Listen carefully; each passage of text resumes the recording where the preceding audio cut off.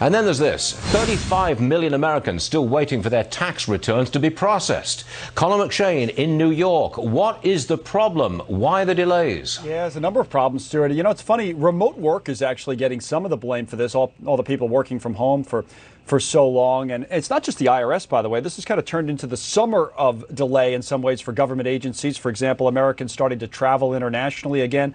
The State Department can't seem to keep up with the backlog we've seen in passport applications. It's grown to nearly 2 million. You know, before the pandemic, a standard passport would take maybe 6 to 8 weeks. Now it's up to 18 weeks. State Department's boosting its staff, trying to get people back in person, but the wait times, from what we understand, aren't expected to go down anytime soon. And the IRS is similar to that in many ways, just not able to keep up with the increased demand. So many of its employees working from home for an extended period. There was a new watchdog report that just came out.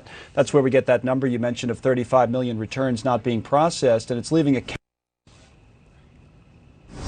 basically, you can't really get through to anyone at the IRS. And the reason that's happening is they simply don't have the resources.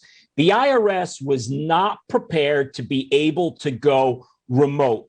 Dan Geltrude says this actually does bring up a larger point if you're planning. Your goal, he says, should never, as a taxpayer, to get a refund from the IRS.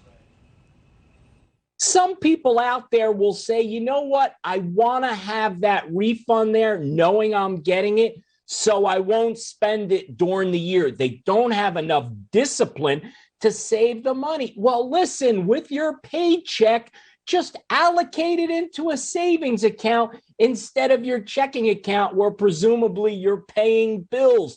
So the key is hold on to your money. Don't give it to the government. Don't give it to